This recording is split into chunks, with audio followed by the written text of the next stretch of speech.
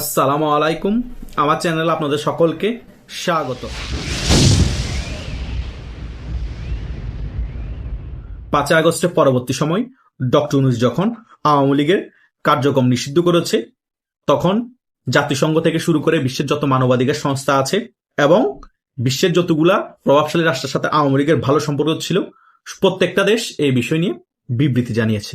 শুধু তাই নয়, আগামীতে যে নির্বাচন হচ্ছে সে বিষয় নিয়েও জাতিসংঘ বক্তব্য দিয়েছে, হিউম্যান রাইটস ওয়াচও বক্তব্য দিয়েছে এবং ভারত বলেন রাশিয়া বলেন তারাও তাদের বক্তব্য দিয়ে ক্লিয়ার করে দিয়েছে। তারা বলেছে বাংলাদেশে একটি ইনক্লুসিভ নির্বাচন হতে হবে, সকল দলের অংশগ্রহণের নির্বাচন হতে হবে এবং কোনো দলের যাতে রাজনীতি নিষেধাজ্ঞা দেওয়া না হয় সে ব্যাপারও তারা ক্লিয়ারলি বলে দিয়েছে। এত কিছু হওয়ার পরও ডক্টর ইউনূস সরকার আওয়ামী লীগের উপর যে কার্যক্রম নিষেধাজ্ঞা দিয়েছে সেটা এখনো তুলে নাই এবং আওয়ামী লীগ যে নির্বাচন অংশগ্রহণ করতে পারবে সে ব্যাপারও কিছু বলে নাই। এই গত 2-3 দিন আগে মার্কিন কংগ্রেসের 5জন আইন প্রণেতাও কিন্তু এই ব্যাপার নিয়ে চিঠি দিয়েছে। কি বলেছে তারা?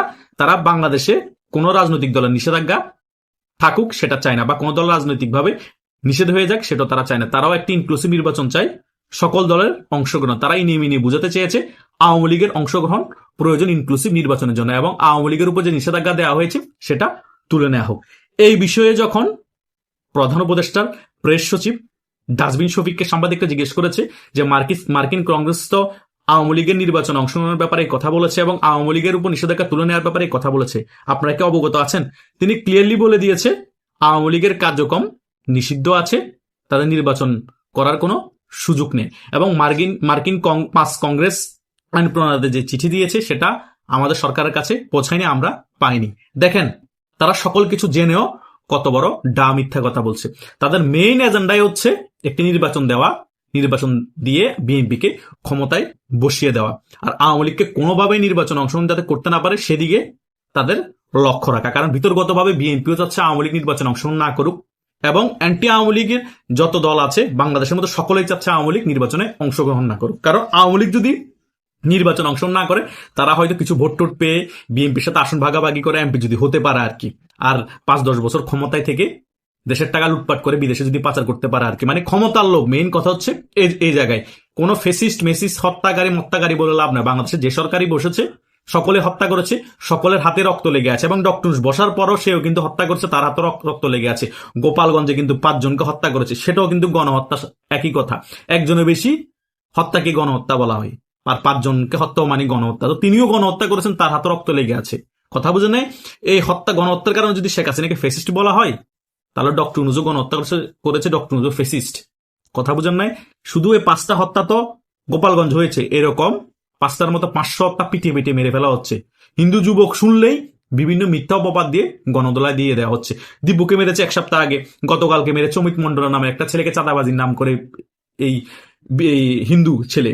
তো এভাবেই করে মারতেছে রাজবাড়ির ছেলে অমিত মন্ডল। তো এভাবেই করে বাংলাদেশটা চলতেছে আর ডক্টর ইউনূস সরকার এভাবে করে দেশটা চালাচ্ছে। তাদের এজেন্ডা হচ্ছে আওয়ামী লীগ যাতে রাজনীতিতে ফিরতে না পারে।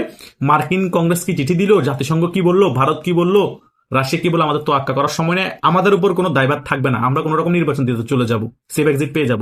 বিএনপি ক্ষমতায় বসার পরে যাতে বিএনপির উপর কোনো প্রেশার না আসে, দায়ভার না আসে, বিএনপি কি করছে যেগুলো তারা করতে চাচ্ছে মনে আছে সেগুলোই ডক্টর ইউনূসকে দিয়ে করিয়ে নিচ্ছে। তখন বিএনপি ক্ষমতা আসলে বলবে আমরা তো এই আওয়ামী লীগকে নির্বাহী আদেশে কার্যক্রম স্থগিত রাখিনি বা নিষেধাজ্ঞা দিইনি, ছাত্রলীগকে তো আমরা নিষিদ্ধ করিনি, আওয়ামী লীগকে তো নির্বাচনে আমরা আসতে মানা করিনি বা আসতে না পারুক সেটা আমরা চাইনি, ডক্টর ইউনূস সরকার করেছে, আমাদেরকে বলে তো লাভ নাই।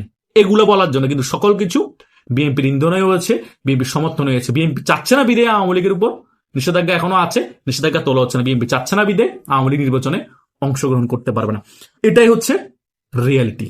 কথা বুঝতে পেরেছেন? তা না হলে বহির বিশ্ব থেকে কূটনীতিকভাবে যে পরিমাণ প্রেসার দেওয়া হচ্ছে, যেভাবে বলা হচ্ছে নির্বাচন আওয়ামী লীগের অংশগ্রহণ প্রয়োজন, যেভাবে বলা হচ্ছে আওয়ামী লীগের উপর নিষেধাজ্ঞা তুলে নেওয়া হোক, মার্কিন কংগ্রেসের 5 জন আইন প্রণেতা চিঠি দিয়েছে, তারপরও ডক্টর ইউনূস সরকার কোনো তোয়াক্কাই করছে না। কারণ তারা তোয়াক্কা করার কিছুই তো নাই, কারণ তারা কোনো রাজনৈতিক সরকার না। তারা বিএনপি ক্ষমতা আসলে সুন্দর মতো সেফ এক্সিট নিয়ে বিদেশ সেটেল হয়ে যাবে, তারা বাংলাদেশে না আসলে হবে যে পরিমাণ টাকা কামিয়েছে। কথা বুঝতে পেরেছেন? এটাই হচ্ছে বাস্তবতা। কিন্তু এই ধরনের হটকারিতামূলক সিদ্ধান্তের কারণে হয়তোবা ডক্টর ইউনূস গংদের অনেকেই বেঁচে যাবে, কিন্তু বিএনপি মনোসমর্থনের কারণে বিএনপি যদি ক্ষমতায় আসে এটার দায় কিন্তু বিএনপির উপরও পড়বে এবং বিএনপি এই সকল বিষয় যদি সুরাহা না করে ক্ষমতায় আসার পর বিএনপির জন্য আগামীতে খুব ভয়াবহ সময় অপেক্ষা করছে। আওয়ামী লীগ 5 আগস্টে কি ফেস করেছে ভয়াবহ সময়, তার 10 গুণ ফেস করতে হবে বিএনপিকে। কারণ প্রত্যেক জিনিসের কিন্তু সমান ও বিপরীত প্রতিক্রিয়া থাকে, কথা বোঝেন নাই? যে ক্রিয়া দেখিয়েছে 5 আগস্ট পরবর্তী সময় বিএনপি এবং উগ্রবাদীরা এবং জামাত ইসলামী শিবিররা, সেই প্রতিক্রিয়ার জন্যই কিন্তু আওয়ামী লীগের কর্মীরা বেঁচে থাকবে, আওয়ামী লীগের কর্মীরা ক্ষমতায় আসার জন্য অপেক্ষা করবে। যে প্রতিক্রিয়াটা হবে সেটা 5 আগস্টের থেকেও 10 গুণ হবে। যাতে ওই রকম প্রতিক্রিয়া না হয়, ওই রকম প্রতিশোধ না হয়, সেটা কিন্তু সকল কিছু বিএনপি ক্ষমতায় আসার পর ঠিক করে ফেলতে পারে। বিএনপি চাইলে আওয়ামী লীগের যে সকল ক্লিন ইমেজের নেতা আছে এবং আওয়ামী লীগের যে সকল নিরীহ কর্মী আছে তাদেরকে গ্রেপ্তার না করে, স্টিমরোল না চালিয়ে আওয়ামী লীগের উপর যে নিষেধাজ্ঞা দেওয়া হয়েছে সেটা তুলে নিয়ে রাজনীতি করার সুযোগ করে দিতে পারে। হয়তোবা ওই সমঝোতাই ভারতের সাথে হয়েছে বিদে তারেক জিয়া দেশে আসতে পেরেছে। কিন্তু সমঝোতা করে যদি পোল্টি খেয়ে যায় প্রধানমন্ত্রী হওয়ার পর, তাহলে কিন্তু এটার বড় একটা খেসারত দিবে বিএনপি। আওয়ামী লীগও জানতো যে বিএনপি এবং জামাত যে নির্বাচন আসছে না, আমরা হয়তো খেসারত দিতে পারি, সে ভয়ে কিন্তু আওয়ামী লীগ আরো বেশি দানব হয়ে উঠছিল, ক্ষমতা ছাড়তে চাইছিল না। এখনো কিন্তু বিএনপি সেটা চিন্তা করছে আওয়ামী লীগ আর কখনো ক্ষমতা আসতে পারবে না, আওয়ামী লীগের রাজনীতি এখানেই শেষ, আওয়ামী লীগ মুসলিম লীগের মতো হয়ে পড়বে, আমরা ক্ষমতার চেয়ারে বসার পর মোটামুটি আমরাই ক্ষমতায় থাকবো। আওয়ামী লীগ নিষেধাজ্ঞা আছে, নিষেধাজ্ঞায় থাকুক, ছাত্রলীগের নিষেধাজ্ঞা আছে, নিষেধাজ্ঞায় থাকুক, ওরা রাজনীতি করার দরকার নাই, আমরাই ক্ষমতায় থাকবো, আমরা নির্বাচন দিব, জামাত বিরোধী দল থাকবে।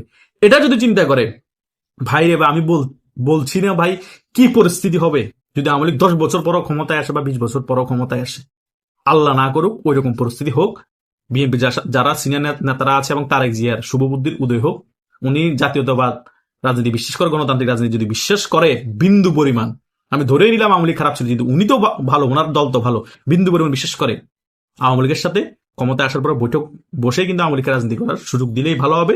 এবং হয়তোবা এই পাতা নির্বাচন ক্ষমতা আসলো, পরবর্তীতে যে নির্বাচন হবে আওয়ামী লীগ সহ যদি নির্বাচন করে, সুষ্ঠু নির্বাচন ওই নির্বাচনে যেই আসুক, আওয়ামী লীগ হোক বিএনপি, সুন্দর মতো দেশটা গণতান্ত্রিক প্রক্রিয়ায় ফিরে আসবে। তা না হলে দেশের মধ্যে এই জোর যার মূল্য তার এভাবেই চলবে, যে যতদিন যুদ্ধ জবস্তি করে স্টিমরোল চালিয়ে ক্ষমতায় থাকতে পারে, পরে আন্দোলন সংগ্রাম করে বিভিন্ন দেশের সহযোগিতায় একটা আন্দোলন করে পতন করিয়ে আবার ওই ক্ষমতায় বসে ওই দলকে স্টিমরোল চালানো, ওকে একেবারে ভ্যানিশ করে দেওয়া, ওর কর্মীদেরকে হত্যা করা, মব করা, এভাবে চলতে থাকবে। ভাই এভাবে আমরা সাধারণ তরুণরা চাই না। কারণ আওয়ামী লীগ আসলো আবার এই সেম কাজগুলো করবে, আবার 10 গুণ করবে, আবার আওয়ামী লীগের একসময় পতন হবে, তো 20 বছর পরে হলো আবার আওয়ামী লীগ এগুলো ফেস করবে। তো এগুলো পাল্টাপাল্টি হতে থাকবে, এগুলোর পরিবর্তন প্রয়োজন। এগুলো পরিবর্তন ঘটাতে পারবে যারা শীর্ষ পর্যায়ে নেতা আছে, আওয়ামী লীগের বলুন বিএনপির বলুন, তাদের মেইন গুরু দায়িত্ব নিতে হবে। তারাও যদি ক্ষমতার চেয়ারে বসে সকল কিছু ভুলে যায়, তাহলে বাংলাদেশেরও পরিবর্তন হবে না, বাংলাদেশের রাজনীতিরও পরিবর্তন হবে না, বরং আমরা 10 পা আগালে 5 পা পিছিয়ে যাব। এগুলো সকল কিছু ফেস করতে হবে সাধারণ জনগণের। তাই আমাদের সাধারণ জনগণের কথা চিন্তা করে হলো এই বাংলাদেশ আওয়ামী লীগ এবং বিএনপির আগামী রাজনীতি চিন্তা করতে হবে। আশা করছি আপনারা সকল বিষয় বুঝতে পেরেছেন। আপনাদের যদি কোনো মতামত থাকে কমেন্ট করে জানাতে পারেন। ধন্যবাদ সকলকে।